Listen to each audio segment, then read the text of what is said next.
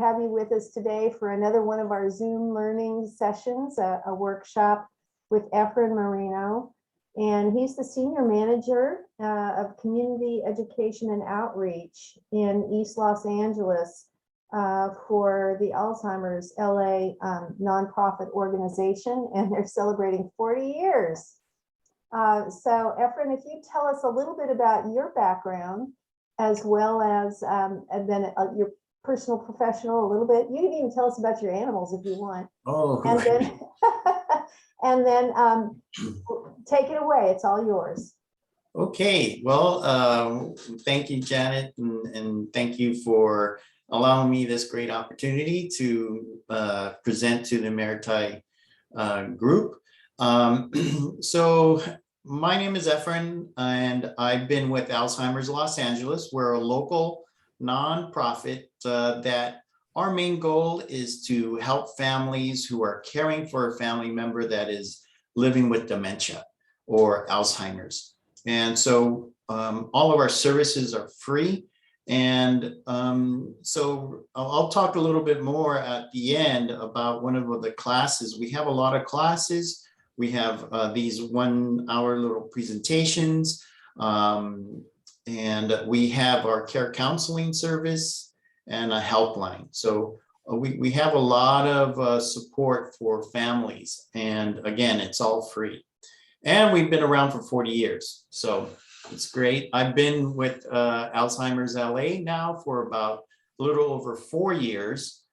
Prior to that, I worked for under contract for about 6 months at USC's Alzheimer's Disease Research Center, mainly not on the clinical side, but on the administrative side, and helping them do recruitment for their clinical studies. And I am not a doctor or from the medical field. In the past, I'm a former council member from the city of Alhambra. I've been active in community education and outreach for a long time. So with that, and personally, I was a caregiver for my parents, both my dad and my mom. My mom had Alzheimer's and my dad had Parkinson's, and but they have passed. And so I've been down this journey of a caregiver. So I have the experience. All right. So let's get started. This is the Make Home Safe for someone with Alzheimer's. I know making the home safe, we're missing the article, but in the title, that's how it got written up. All right. So what we'll cover today, what is Alzheimer's disease, the safety issues that arise when living with someone with Alzheimer's or other dementia, skills to lower the risk of harm for someone with Alzheimer's or other dementia, and how to modify the home to make it safer, and what products are available. Okay, so what is dementia? Now, a lot of people think that this dementia is the actual disease. Dementia is not a disease. It's just a general term for a set of symptoms, including impaired thinking and memory, and when that impairment starts to interfere with daily life seriously. Okay, so dementia is a condition, a status of a person's health as a result of either a brain disease or an injury, a head injury or brain injury. And, you know, there are over 100 different types of diseases that cause dementia. And so the most common cause of dementia is Alzheimer's. Okay. So there's the next one would be vascular dementia. If someone were to have a stroke, that would cause dementia. And then another is mixed dementia. That is if someone has either Alzheimer's or some other disease, and then they have a stroke. So that would be called a mixed dementia. And all of these other diseases, the Lewy bodies, Parkinson's, Huntington's disease, and frontal temporal dementia, are all types of dementia, okay? So sometimes what happens, a person goes to the doctor and the doctor says, well, yes, there is some dementia. And then, they come back and do more tests, and then they say, oh, well, it's Alzheimer's or it's some other frontal temporal. And they say, well, at first I had dementia, then it turned into Alzheimer's. And that's not how it works. So someone can have mild cognitive impairment, and maybe the doctor hasn't been able to diagnose exactly what is causing that yet. But so that is what is dementia. So now, what is Alzheimer's disease? Well, Alzheimer's disease, we're going to see this video, and it'll explain it a little better. Okay, hopefully, is it working? Turn off. There we go. What is Alzheimer's disease?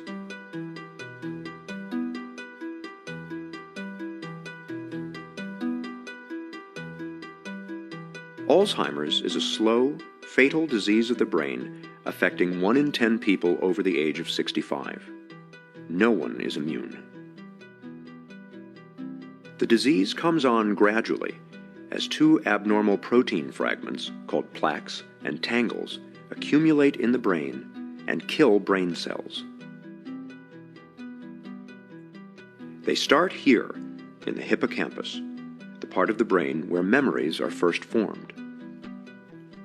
Over many years' time, the plaques and tangles slowly destroy the hippocampus, and it becomes harder and harder to form new memories. Simple recollections from a few hours or days ago that the rest of us might take for granted are just not there.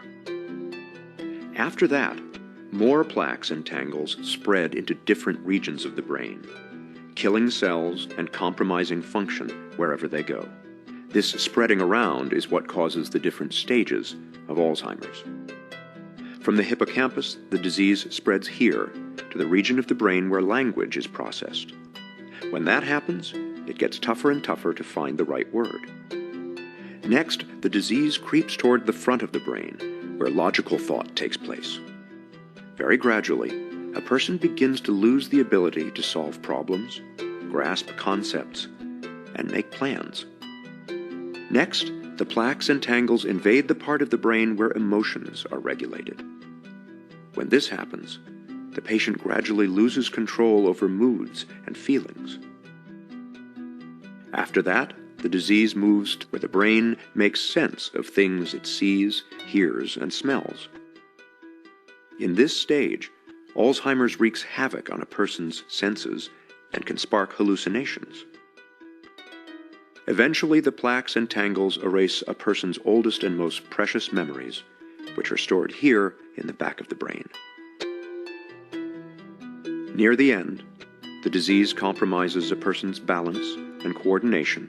And in the very last stage, it destroys the part of the brain that regulates breathing and the heart. The progression from mild forgetting to death is slow and steady, and takes place over an average of 8 to 10 years.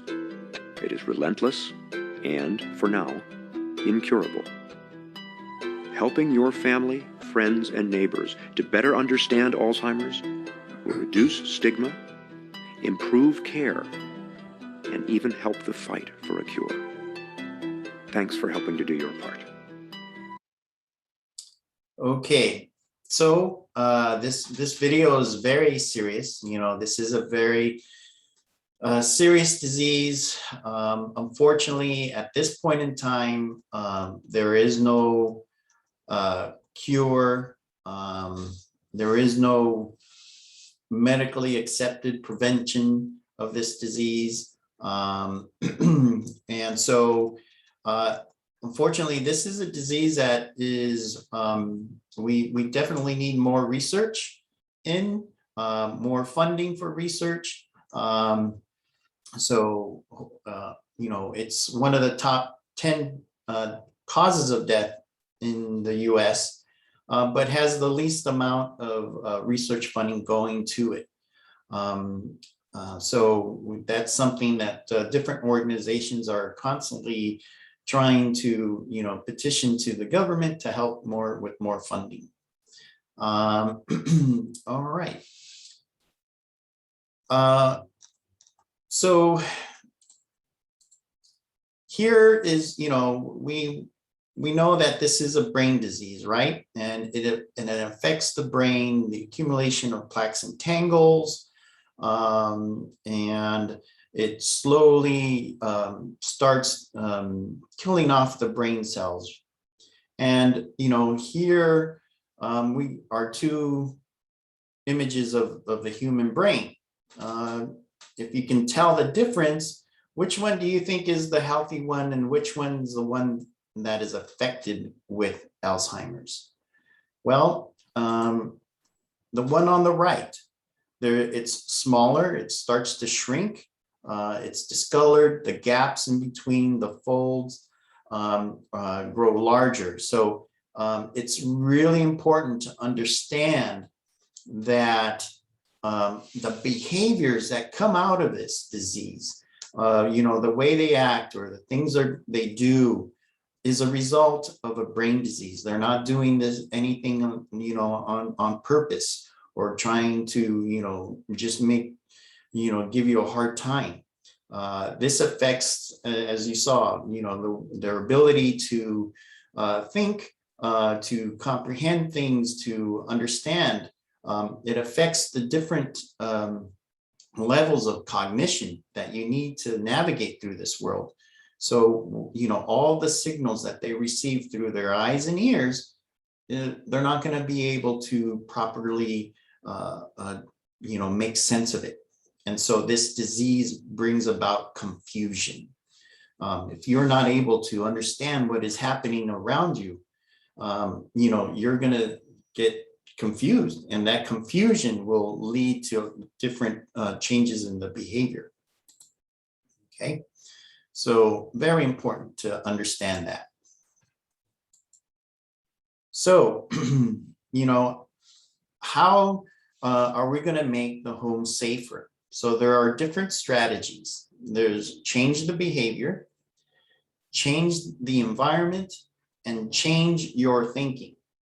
So that's, changing your thinking is first to understand that, this is a brain disease. And so there, you have to understand that this is the changes that you're going to see are a result of this brain disease. So, but anyways, let's get started. One of the first strategies is called IDEA. And IDEA is an acronym from the first two letters of identify, the ID, the letter E of educate, and the letter A of adapt. So these three steps are going to help you, change or manage a behavior. And we'll go into greater detail. Okay. So the first step is identify, the ID of identify. And this is where you name and describe the behavior. What is the challenging behavior that you're seeing? And you should be as specific as you can. Where is it happening? How often is it happening? And for how long? Okay. And then you need to identify what was happening before the behavior started. Try to figure out what happened, what may have triggered this. And also take notice at what time of the day you are seeing this happening. So it's important to identify and have that. So now I'm going to read a scenario, and we're going to go through this first step. Okay, so Jenny is a 75-year-old woman with Alzheimer's disease and a former nurse. In the evening, she paces the hallways in the house saying, "I need to go, I need to go." She would not stop walking, even to eat dinner, and her family doesn't know what to do. So here we have a woman 75 years old with Alzheimer's, and who used to be a nurse, and she paces the hallways in her house in the evenings and repeating, I need to go, I need to go. So the first step of ID is, what is the behavior? So, Jenny's pacing in the hallways, and and then how often is it happening? It's all the time, but mostly in the evenings. And for how long does the behavior happen? And the family says until they put Jenny to sleep. And what was happening before this behavior started?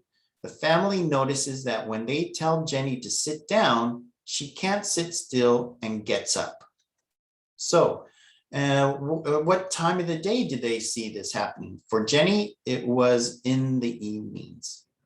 So it's a good idea to keep a log and track behaviors if it comes on specific time of day. This will be helpful for you in figuring out why it is happening. And you could also, take this log and discuss it with their doctor, and maybe they can also help pinpoint what might be happening. So it's important that you learn what the behaviors, learn that all behaviors have meaning, right? A person with Alzheimer's disease will have a hard time telling us what they feel, need, and want, as well as understanding what we are saying to them. So it's very important to gather as much information as possible. So step 2 is educate. Learn about the behavior. Understand the cause of the behavior. Is it health related? Is it environmental, meaning, the surroundings the person is in? Is it activity? Are they doing something or not doing something that's causing this? Communication can be another cause of a behavior. So we need to understand the meaning of the behavior. So in this second step is where you have to be like a detective and figure out why they are doing what they're doing. What are the causes, the triggers? So in Jenny's scenario, what might be causing Jenny to pace back and forth? Is it a health trigger? Did she start taking a new medicine? Is she getting sick? Or is she in pain, right? Is it an environmental trigger? Is it too noisy in her house? Is it, maybe it's too hot or cold for her in her house? Or maybe she's starting to find it, her house unfamiliar. She's starting to forget where she's at. So is it a task trigger?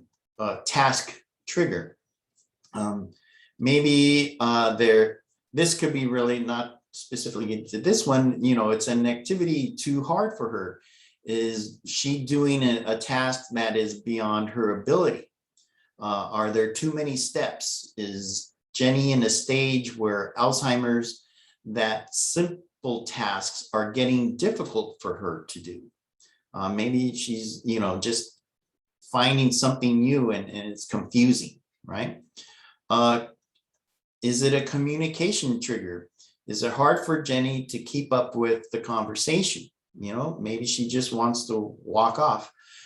Is it hard for her to, communicate what is happening, for her to speak? And she's unable to communicate that she needs to use the bathroom, or basically, is she bored, right? So now that we thought about what might be causing, what could be the trigger, we must try to understand the meanings of the behavior. Does Jenny feel like possibly she's being treated like a child? One of the things that we, as caregivers of adults, we need to, yes, the memory, and sometimes it's like almost taking care of a child again. We can't treat them like a child. We need to still treat them as the adult and with the same respect as you would an adult, right? So that could be an issue. A person with Alzheimer's disease will have difficulty telling us what they feel and need. And so we need to be reminded of that. So remember, it could be emotional need, a physical need, a health problem, and problems doing a task. All right. So now, one thing that's really important. So we know that Alzheimer's is a progressive disease, and that over time, the dementia gets worse and worse, but it doesn't rapidly change normally. If you see a rapid change within a day or within a half a day, there could be something else that's triggering that. And so if there is a sudden change in their mood or behavior, you should take look into see they may be sick or have a serious pain, and they're just not able to communicate that to you. And so it's really important, if you see a sudden change or spike, that you check their health and maybe take them to the hospital or to their doctor. For example, my mom, she couldn't sit down. Normally she, one morning she just couldn't sit down. She was literally like stuck, like a robot, those Disney robots that we used to see. And she would move back and, holding onto her walker to sit down on the couch. She would stop and then stand up, stop, stand up. So it took us like 15 minutes to get her to sit down. And that's when we touched her forehead, and she had a fever. So she had an infection. We had to take her to the doctor, and it turned out to be an infection. So if you see those kinds of things, that's you have to act immediately. Okay, so step 3 is adapt. Okay, so adjust the behavior, make the necessary changes, and take control. Change the environment, change where the room they're in.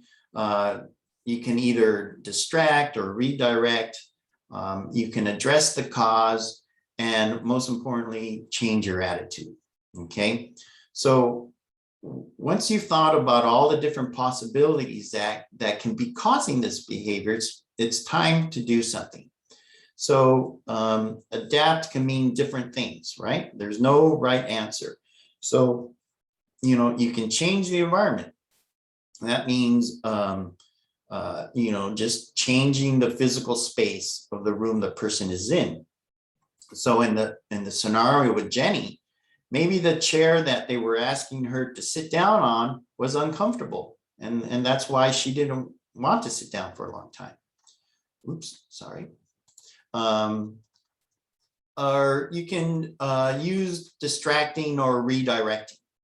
So what are things that you can do to distract them? You can offer the person something to eat, play music that the person likes, or have them watch one of their favorite movies or a TV show.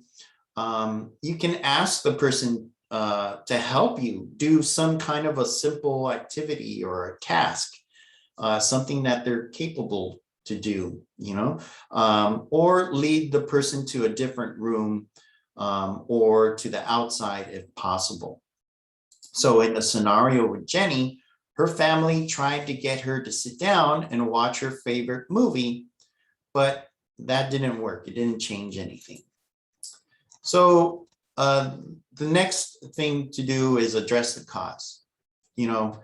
Was there an activity or a task that was too hard, right? So it's important to understand that, certain tasks and activities match their abilities at whatever stage of dementia they are in, right? In the early stages, they're able to do things, pretty much on their own. But as the disease progresses, well, things have to become more simple for them. Otherwise, they will, get frustrated, right? So we have to match the task and activities to their abilities. Okay. So what other things could be? Maybe they're bored. Maybe they're doing something that is too easy for them, and then they're bored. So also, regarding addressing the cause, keep the home calm and quiet, right? That's also environmental, changing the environment. Other things is the way you communicate to them. So you need to speak slowly and gently to them. You have to keep things simple phrases, less abstract as the disease progresses, and more direction rather than asking. So there's another class that we offer, and that's communications and dementia, because that's communicating drastically changes when a person has dementia. So we do offer those classes as well. So you have to be aware of how your body language and your tone of voice when you're speaking to them. And so one of the things is, again, keep it simple, a short, simple sentence. And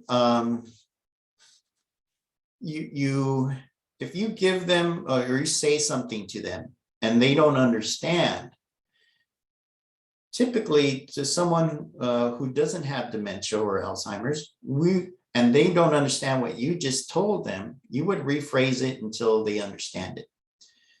That's something that you don't want to do with a person that has Alzheimer's or dementia. You want to repeat the same sentence. Otherwise, that'll confuse them even more. So keep the sentence short and simple. Okay. And, don't argue with them. Remember, they have no control over the behavior. And so this is where you have to change your expectation, right? It's very important. All right. So what happened with Jenny? They took her to the doctor to make sure that she didn't have an infection, and they realized that she was actually having back pain, and that was what was causing her not wanting to sit down for a long time. So remember, again, it's going to be hard for them to be able to tell you how they're feeling. How are they going to be able to tell you that maybe they have a toothache or an earache or a backache, right? So we have to be aware of that. So, we got to change your attitude. You must change your expectation of your family member. Remember, you can change, not your family member with this disease. Sometimes it might be hard to remember that.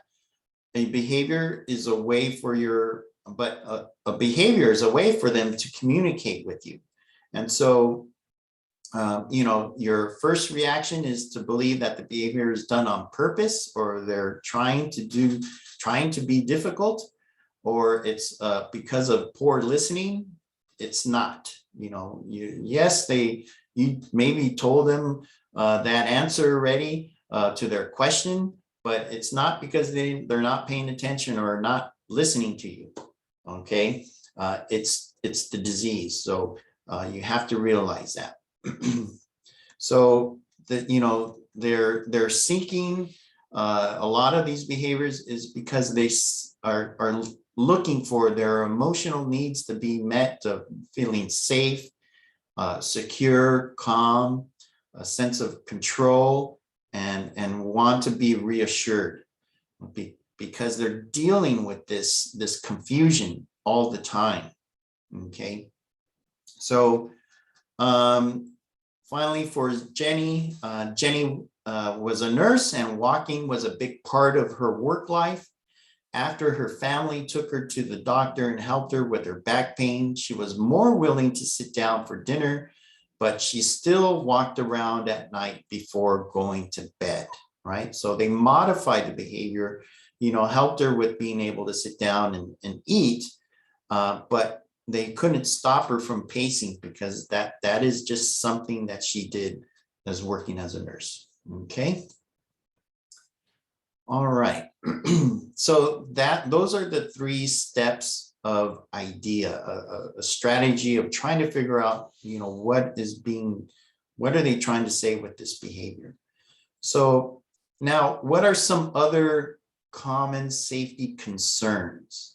So with specifically someone with dementia is wandering or getting lost, accidents, falls, and medications, right? So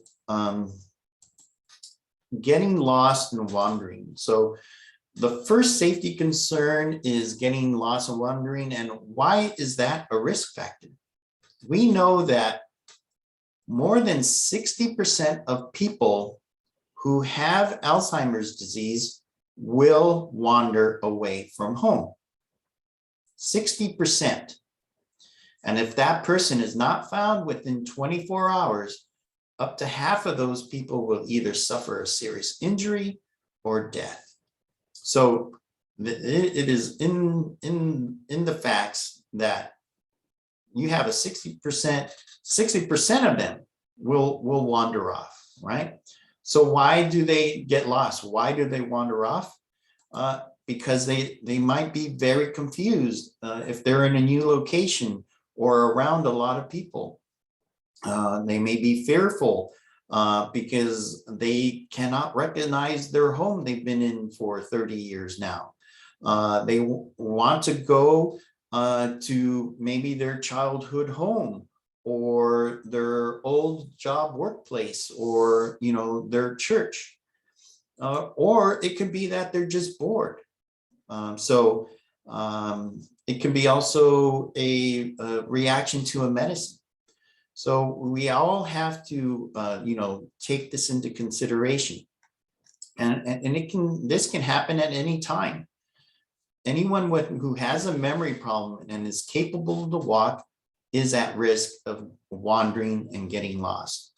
Even in the early stages of dementia, a person can become disoriented or confused for a period of time. So it's important to be prepared for this type of situation. Remember, failing to plan for this may lead to your family member having a serious injury or death. So you have to be proactive, right? So it's really important to start thinking about this.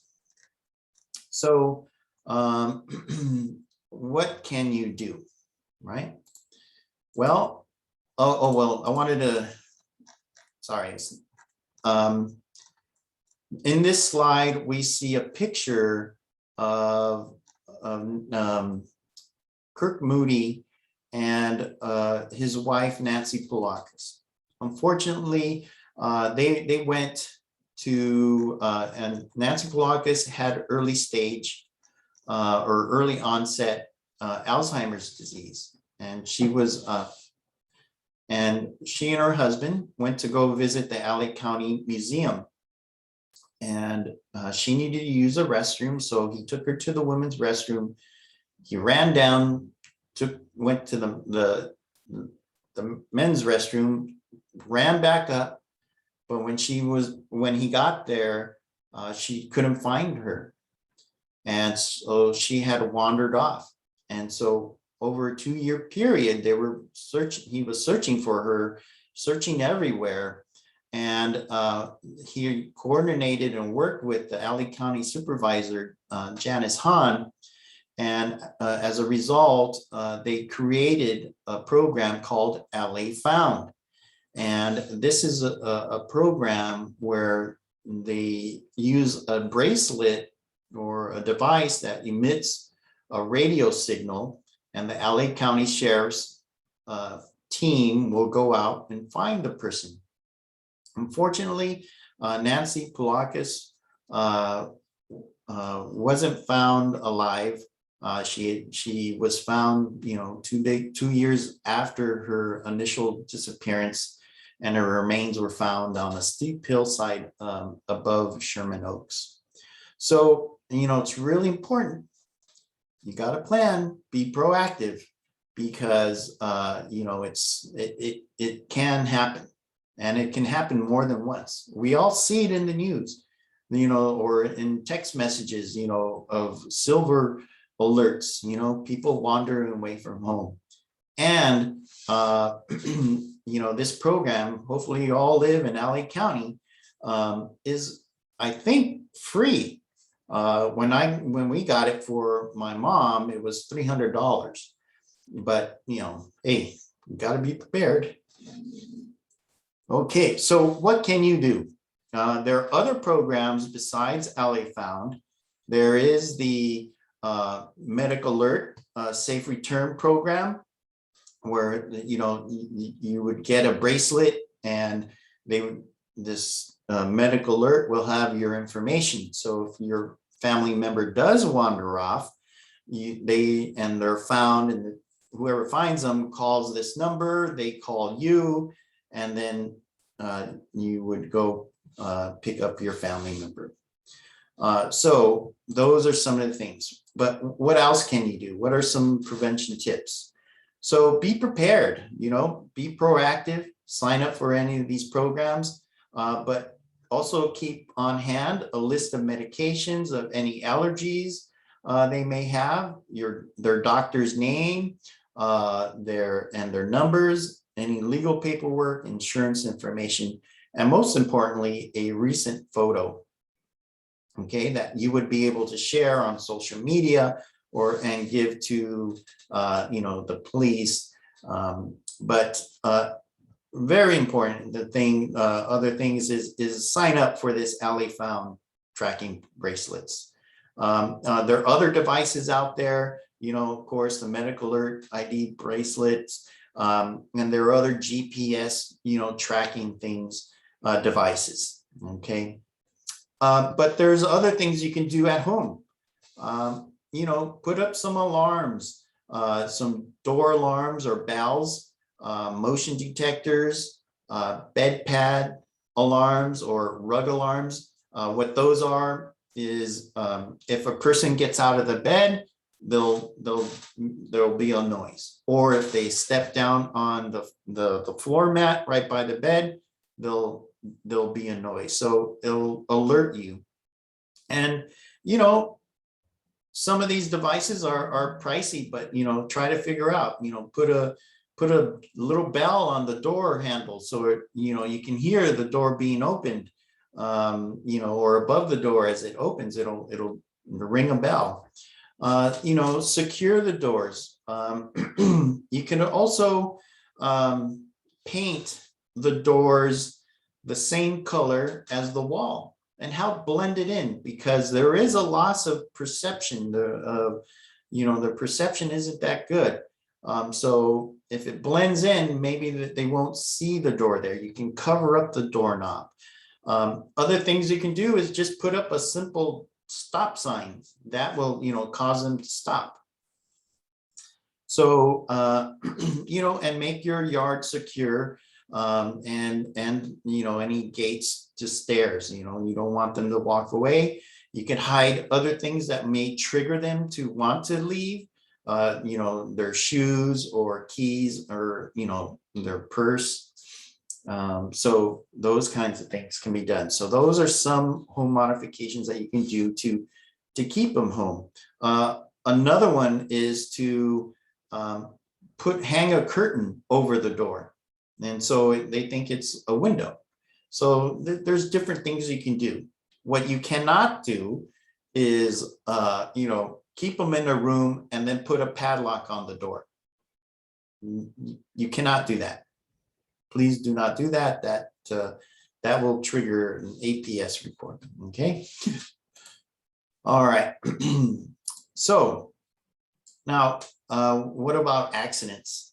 So the second common safety concerns are accidents, and why does it happen? People with Alzheimer's may have trouble knowing what is now dangerous, what may not have been before, right? So how can this be dangerous? If a person is still able to safely use kitchen appliances like a blender or a microwave or a stove, either by themselves or under supervision, then we recommend that you allow them to continue to use it. But as the disease progresses, they will not be able to continue using it safely. So you got to be aware. You know, they may want to cook something on the stove with a microwave container, right? A plastic thing on the stove, and they'll melt it. Or they will start cooking something on the stove and leave it on and walk away, you know, forgetting that they were cooking. So as the disease progresses, there will be a point when safety products may not be sufficient to help keep a person safe, right? And, you know, this goes for hobbies too. Maybe their hobbies were okay before, but now it's more dangerous. So maybe you have to change, you know, you have to modify the hobby to their ability. So now I'm going to read a scenario and we can go through the idea approach. So Anne loves to cook. Her favorite dish is blueberry pancakes. Anne assures her family that her Alzheimer's is not severe enough to stop cooking. One morning, she was making her delicious blueberry pancakes. When Anne tried to turn the pancake over, she burned herself, and not knowing how to react, she got upset and threw the pan on the floor. When Anne's partner came running into the kitchen, all she saw was a pan on the floor and Anne by the stove looking upset. So let's go through ideas. Step one, name or describe the behavior. Well, what's the problem? Anne got upset. Where did it happen? In the kitchen? How often? Well, just this one time. How long? For how long? Well, nobody really knows. It was just happening. And what was happening before this behavior got upset? She was cooking. So what time of the day did it happen? In the morning. So step two is educate yourself. Understand the cause of the behavior. So is it a health trigger? Is Anna sick? Was it environmental triggers? Is there something in the environment that could have made her upset? Was it an activity trigger? Cooking alone is no longer something she can do, right? Maybe that's what it is. Communication trigger. Is she having trouble communicating how she is feeling? What's the meaning behind the behavior? What do you think the behavior is communicating? Is she hurt, or is she upset that she can't cook anymore? Or maybe it's both. So step three is adapt, you know, change the behavior. How would you help Anna? Maybe remove the knobs from the stove or turn off the gas line to the stove and say it's broken, if possible. You can try to distract her, you know, find what other activity that she can do, you know, to, you know, not want to cook. Maybe encourage her to do some morning exercises instead. So address the cause of the behavior. So maybe the dementia has progressed to where she can no longer cook safely. So we're going to have to, you know, figure out what she can do then. And then change your attitude. How can Anne's partner change your attitude? That would help Anna. Her caregiver will have to realize she cannot leave her alone to cook, and she will have to help her. Okay, so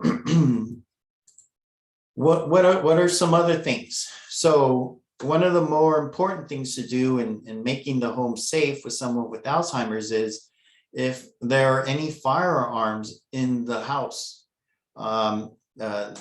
Hopefully you know that they're firearms, and if there are, they should be locked away, and possibly, even better is removed from the house.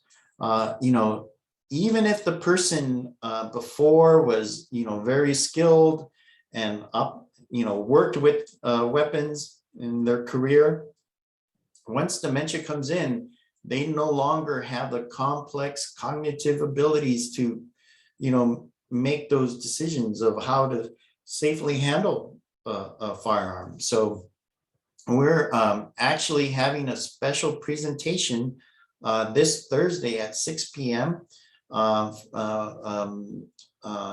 Going into more in discussion about dementia and firearm safety. So I can give the information to Jeanette to give to you if you want to participate in that. So one scenario is a wife went to her bedroom where her husband is to check on him, and he had locked the door and said, "Don't come in, I'm armed." And so she was very scared, didn't want to call the police, because it could have led to a dangerous situation. So she let him stay in the room overnight.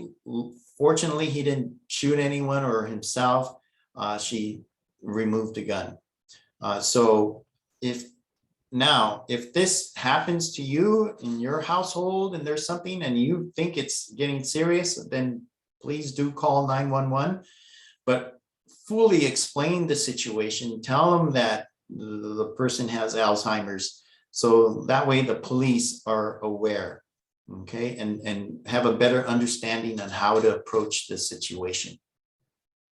Okay, so lock away any guns or knives. So some other accident prevention tips.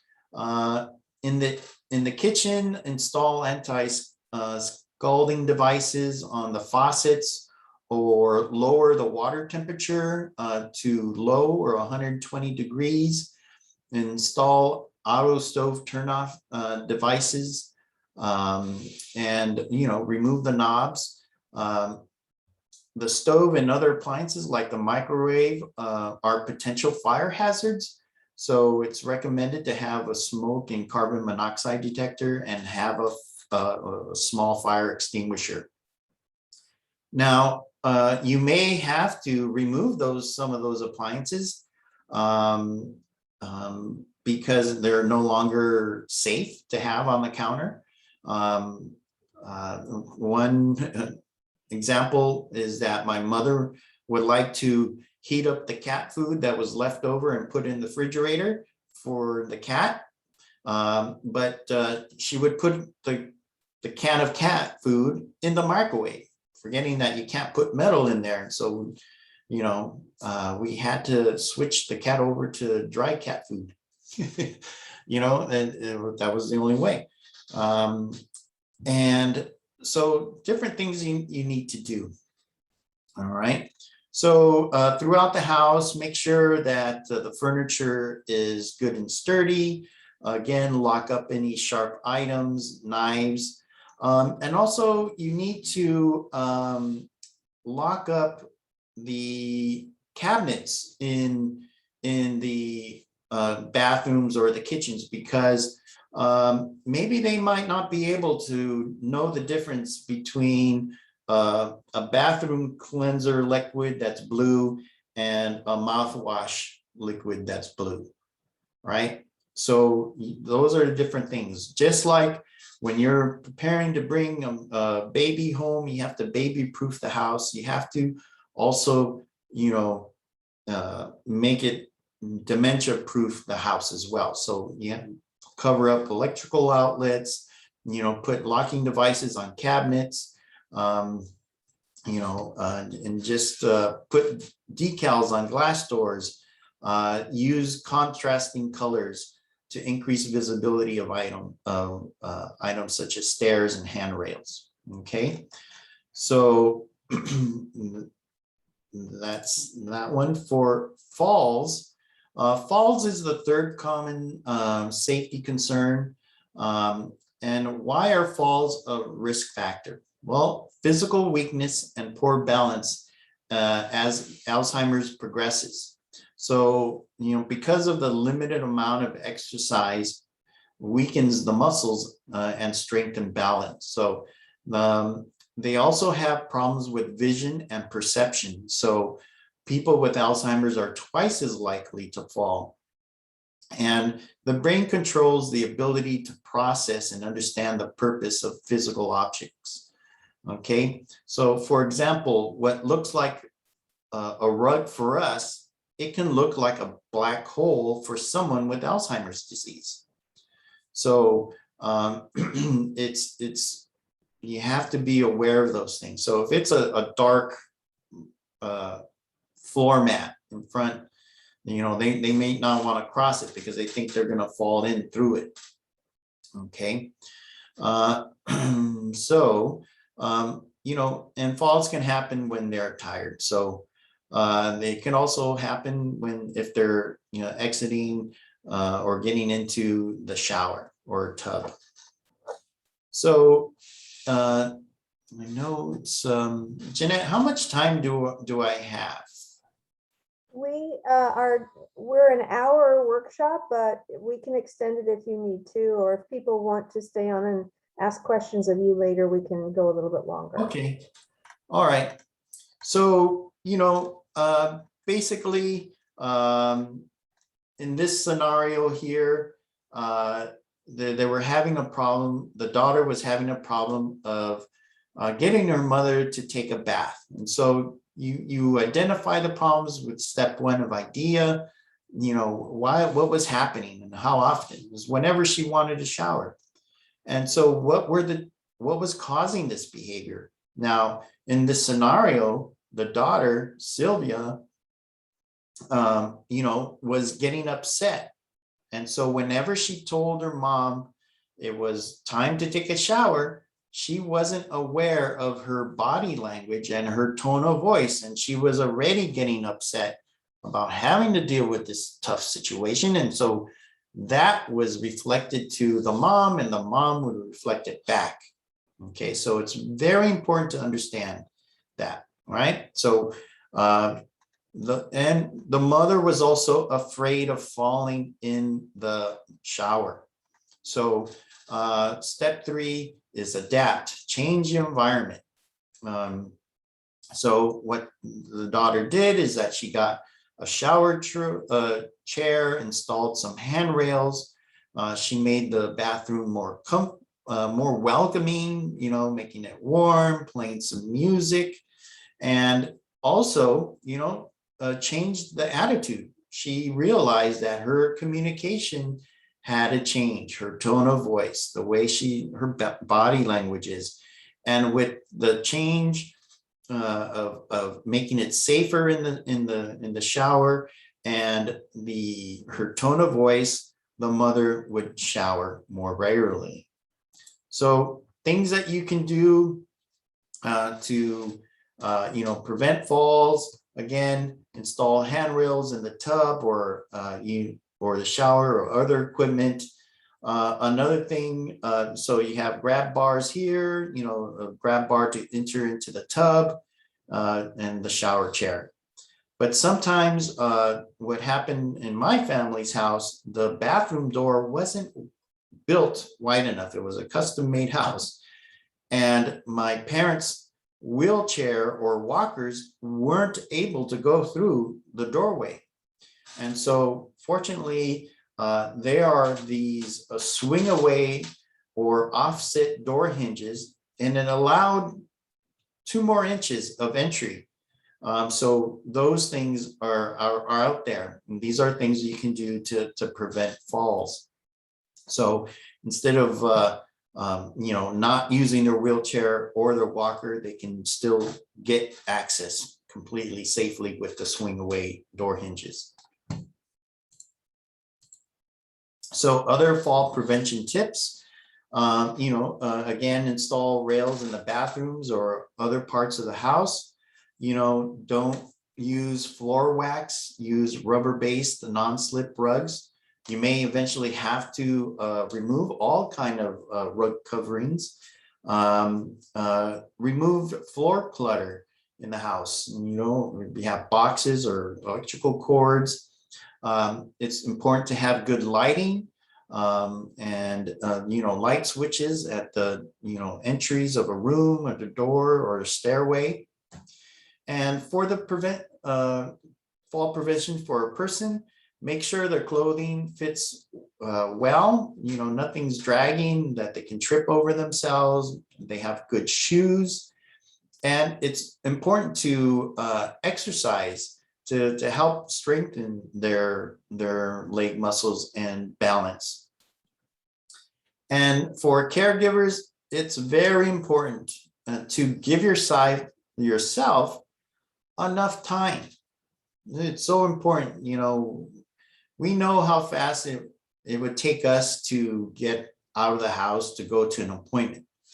But now we have to think, okay, I have to get there. I have to make sure that they're ready. I have to get them out of the house, and then out of the house and into the car, everything packed up, everything they need, and then, consider the time to travel to get to the location and the time to get them out of the car and into the doctor's office. So, allow plenty of time for activities or doctor's appointments, because if you're going to be rushing, that's going to increase the chance of having a fall. Okay.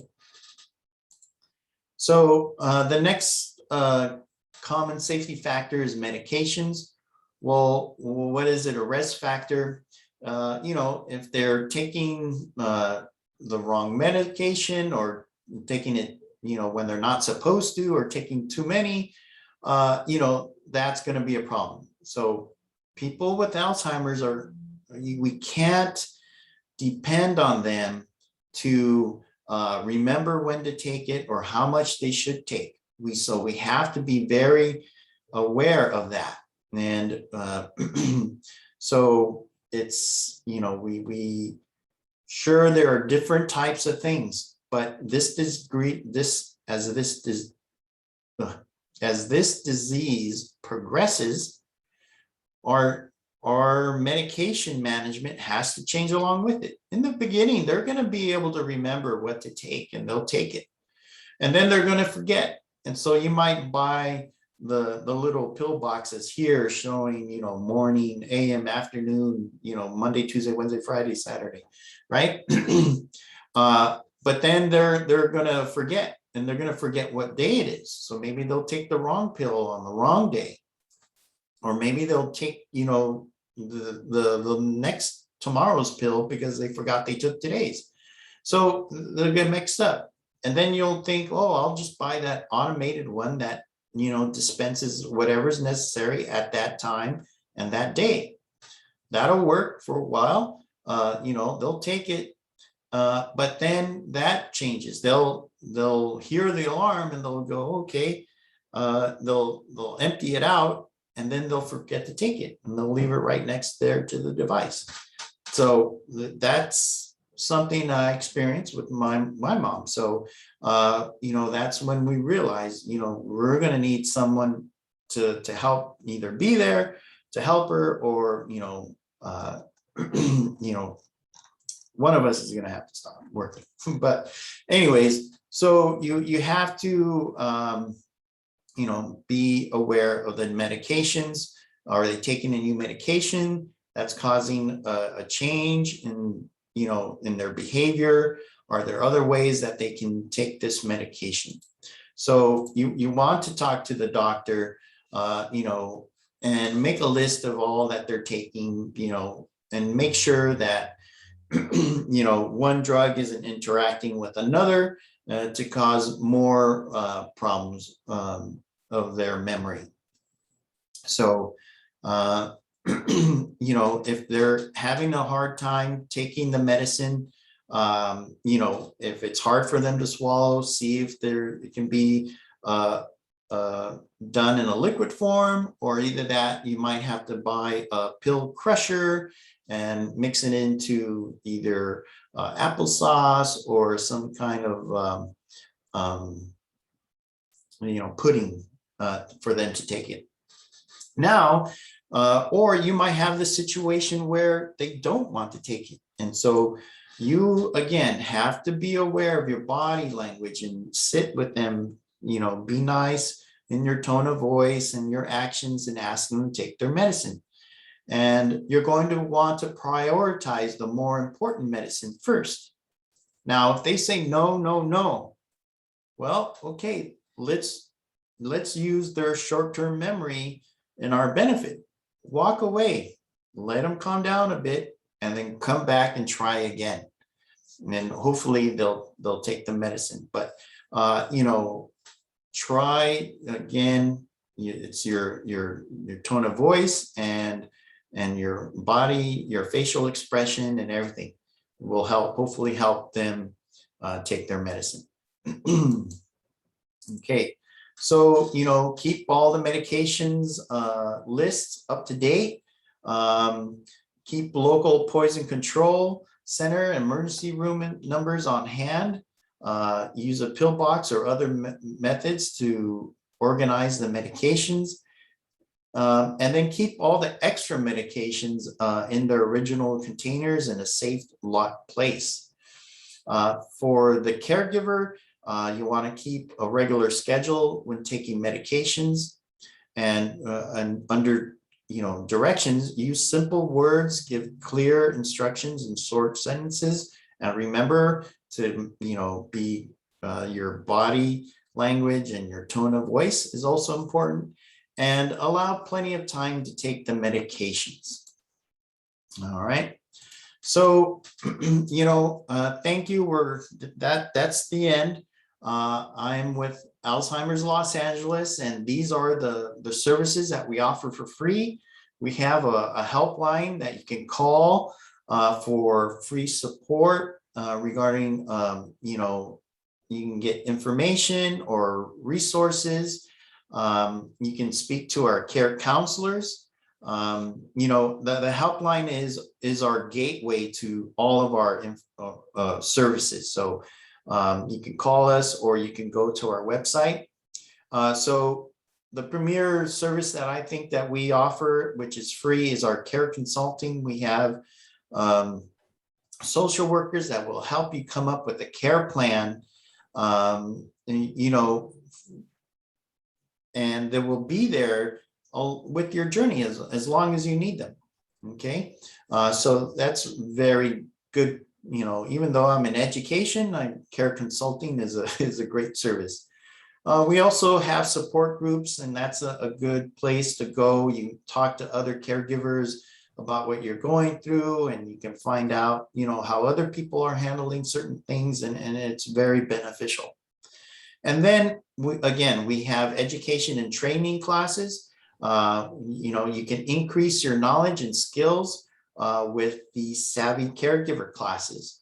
And that's a special thing that we're doing right now. We're working with the Roybal Center.